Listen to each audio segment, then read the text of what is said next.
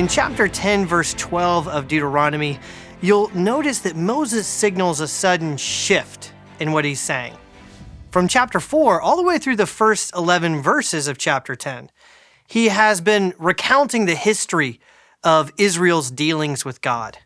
And then in verse 12, he says, "And now, Israel, what does the Lord your God require of you but to fear the Lord your God, to walk in all his ways, to love him, to serve the Lord your God with all your heart and with all your soul, and to keep the commandments and statutes of the Lord, which I am commanding you today for your good."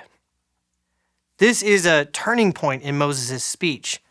It marks a notable shift, as one commentator puts it, a shift from historical reminiscence to command.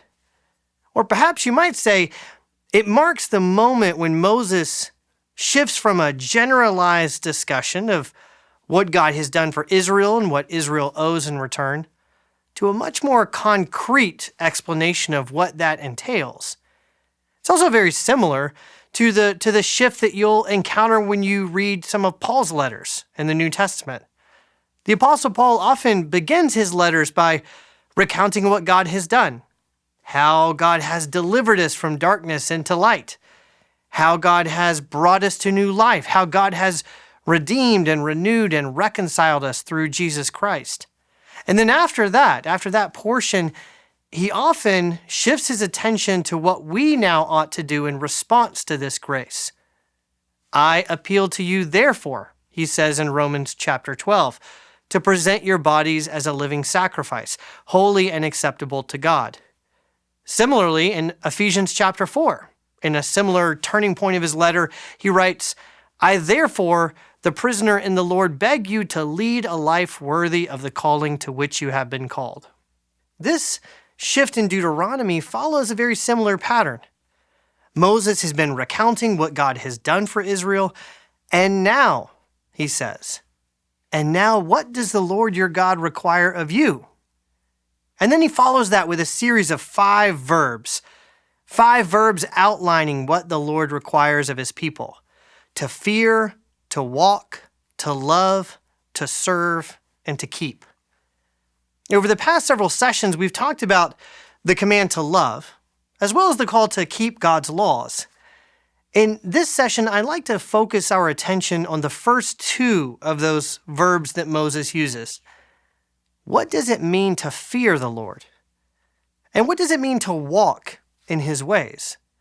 Let's begin with that first one. What is Moses asking of Israel when he tells them that they are to fear the Lord their God? Now, modern Christians, we're often very unsure what to make of this language. Very few of us, I think, would use the language of fear to describe our relationship to God. Nor would we really want to. We might talk about loving God or trusting in God or perhaps even obeying God. But fearing God? And yet, despite our discomfort with this language, it's everywhere in the Bible.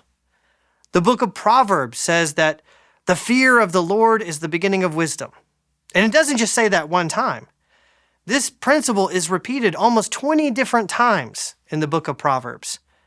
That same principle is repeated in various ways in Job and Ecclesiastes, the other main wisdom literature books of the Old Testament. In fact, one modern scholar who studies these books goes so far as to say that while all three of these books differ from each other and nuance our understanding of wisdom in different ways, they strikingly will agree that the heart of wisdom is the fear of the Lord. And it's not just in these wisdom books either. The American theologian C.I. Scofield, author of the famous Scofield Study Bible, he once described the fear of God as a phrase of Old Testament piety. Now, he was right that the fear of the Lord is central to Old Testament piety, but he was wrong to imply that this fear plays no role in New Testament faith. Jesus frequently told his disciples not to be afraid, and Jesus taught them that they could trust that God was their Father who loved them and would provide for them. And yet, at the same time, When talking to his disciples about the hostility that they would face from earthly rulers, Jesus could also say, "Do not fear those who kill the body but cannot kill the soul. Rather, fear him who can destroy both soul and body in hell." Likewise, the Apostle Paul told the Philippians to work out their salvation with fear and trembling. And in 2 Corinthians, he talks about how his own ministry is motivated by the fear of the Lord. And then later, Paul encourages the Corinthian Christians. He encourages them to obedience by saying, "Since we have these promises, beloved, let us cleanse ourselves from every defilement of body and spirit, bringing holiness to completion in the fear of God." In other words, the fear of the Lord is not just a principle of Old Testament piety. It is a crucial ingredient of Christian faith as well. But what does it actually mean to fear the Lord? Obviously, it doesn't mean just to be afraid of God or to cower or shrink back from his presence. The Apostle James says that that's the attitude of devils. They believe they know God is real, and that causes them to shudder with fear. But that's not what Moses is commending. So what then is Moses actually referring to? Some people will explain this sort of fear by saying that, really it's just essentially the same thing as reverence. In fact, that's how some translations actually translate what Moses says here in Deuteronomy. Not that Israel ought to fear the Lord, but that they ought to revere him. But while reverence or awe, while there's certainly a part of the fear of God, that doesn't quite convey what Moses has in mind. As the Old Testament scholar Ellen Davis puts it, although reverence is indeed one aspect of a proper regard for God, that rendering misses the elemental character of the experience of encountering the real God. I think you can see what Davis has in mind when you pay attention to what Moses says to the people in the opening verses of chapter 11. "Consider today the discipline of the Lord your God, his greatness, his mighty hand and his outstretched arm, his signs and his deeds that he did in Egypt to Pharaoh the king of Egypt and to all his land, and what he did to the army of Egypt, and what he did to you in the wilderness, and what he did to Dathan and Abiram, how the earth opened its mouth and swallowed them up. For your eyes have seen every great work of the Lord that he did." What Moses wants the Israelites to remember, what he thinks will help them to develop a proper attitude of fear, is the overwhelming greatness and power and glory of the one with whom they are dealing. They must remember that their God is not only a God of kindness and goodness and love, who is the source of every good thing that they enjoy. They must also remember that he is a holy God of indescribable power, the one who brought down the great Egyptian Pharaoh to his knees and who reduced the powerful Egyptian army to nothing. And there's a good reason for that. There's a reason that Moses tells them to fear the Lord. And there's a reason that Proverbs says that the fear of the Lord is the beginning of wisdom. Because, as the people of Israel will soon discover when they enter the promised land, because there are other nations out there with other armies and other gods. And when you see their prosperity, it's easy to feel vulnerable, and it's easy to feel impressed by the wealth of those around you and by their strength and their success. And over time, you might be tempted to trust in the kinds of things that they trust in because you have forgotten the power of Yahweh. You have stopped fearing the Lord. And if that was something that Israel was in danger of forgetting, seems to be even more something that we are in danger of forgetting today. Because like I said, while we may be drawn to talk about God's goodness and his love and his mercy, we rarely talk about the overwhelming greatness or power or holiness of the God whom we encounter in worship and prayer. I like how the writer Annie Dillard puts it when she says, "On the whole, I do not find Christians outside of the catacombs sufficiently sensible of conditions. Does anyone have the foggiest notion of what sort of power we so blithely invoke? Or, as I suspect, does no one believe a word of it? The churches are children playing on the floor with their chemistry sets, mixing up a batch of TNT to kill a Sunday morning. It is madness to wear ladies' straw hats and velvet hats to church. We should all be wearing crash helmets. Ushers should issue life preservers and signal flares. They should lash us to our pews. For the sleeping God may wake someday and take offense, or the waking God may draw us to where we can never return.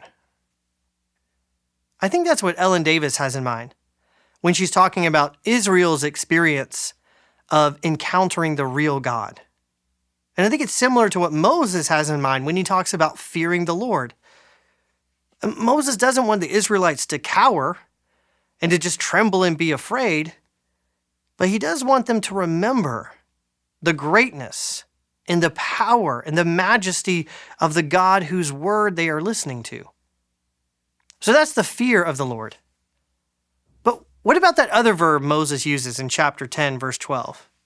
What's he talking about when he instructs them to walk in the ways of the Lord? And this is a phrase that appears quite often in the Old Testament, especially in the book of Deuteronomy, but you can also see it in books like Joshua, Judges, 1st and 2nd Kings, and some of the Psalms as well. And when it's used, it doesn't just refer to obeying God's laws or doing what he says. It's a metaphor that refers to doing the sorts of things that God does, acting in such a way that reflects God's own character and actions. In other words, walking the same path that God himself has walked. Or, to put it more simply, walking in the ways of God is another way of referring to the imitation of God. And you can see how Moses applies this principle in what he says in Deuteronomy chapter 10, just a couple verses after his instruction to walk in all God's ways. And notice first how he begins by describing the moral character of God. For the Lord your God, he says, is God of gods and Lord of lords, the great, the mighty, and the awesome God, who is not partial and takes no bribe. He executes justice for the fatherless and the widow and loves the sojourner, giving him food and clothing.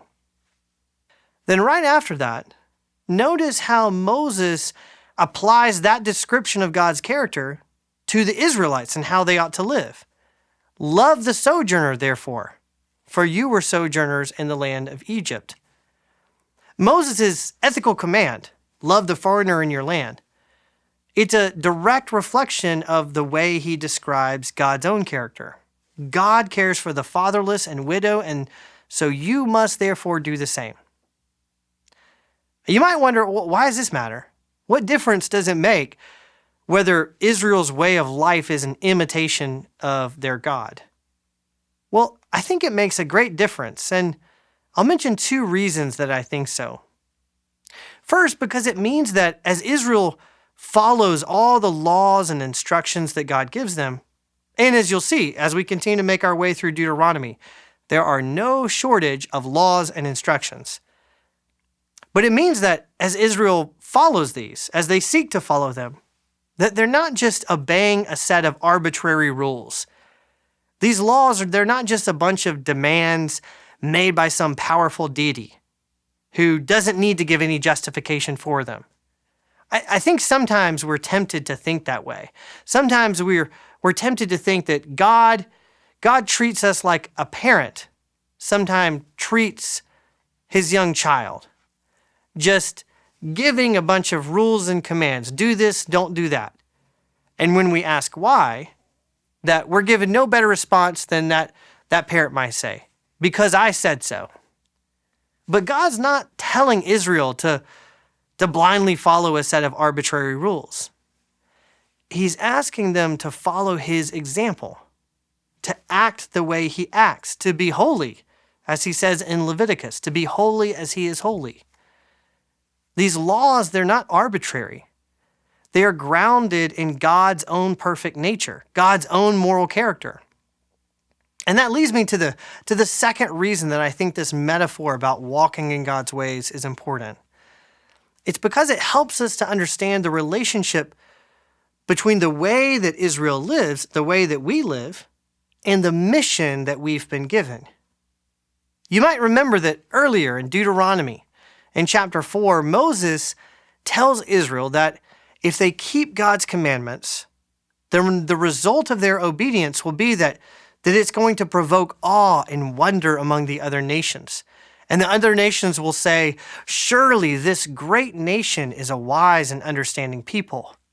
For what nation is there that has a God so near it as the Lord our God is to us whenever we call upon him? And what great nation is there that has statutes and rules so righteous as all this law that I set before you today? At first, that might sound like Moses is just saying that the Israelites should obey God's law so that other people will admire them. But that's not really what he says. He doesn't just say that Israel is going to be admired. He says that the nations will come to admire Israel's God, which is precisely the mission that God had intended for the people of Israel to fulfill when he made them his people. That's what God told them at Sinai, that he was making them a holy nation and a kingdom of priests, which means that their entire purpose as a people was to bear witness to the holiness and to the character of their God, so that the other nations might be all drawn to him. And as they now enter the land, Moses, he's reminding them of that purpose. Just as God had said to their forefather Abraham, he's saying to them that he is blessing them, but he's not merely blessing them for their own sake. He's blessing them so that they might be a means of blessing to all the nations. And the primary way that they will do that is by walking in his ways, by living in a way that reflects God's own justice and generosity and mercy and charity, so that all the people around them will see their way of life. They'll see how they conduct business, how their families are organized. They'll see how they deal with conflict, and they will be amazed at the grandeur of Israel's God. Of course, Jesus tells his own followers, the church, he tells us that we have the same purpose. You are the light of the world, he says. Let your light shine before others so that they may see your good works and give glory to your Father who is in heaven. Be imitators of God, Paul says in Ephesians chapter 5, and walk in love as Christ loved us. Why? Because it is through you. Because it is through the church, as he says earlier in Ephesians, that the wisdom of God is being made known, being revealed to all the powers, to all the authorities in the present world. Because it is through your way of life that the nations are coming to know the true character of God. Keep these principles in mind as we continue our study of Deuteronomy. As we start to look at all the specific laws and rules and commandments, don't forget that these laws and these rules, they're not just polite suggestions. They are the words of the God who brought Pharaoh to his knees and worked wonders in Egypt. And don't forget that they're also not just arbitrary commands or wishes. They are a mirror, a reflection of God's own perfect moral character. And now Israel, and now church. What does the Lord your God require of you? But to fear the Lord, to walk in all his ways, to love him, to serve him, and to keep his commands.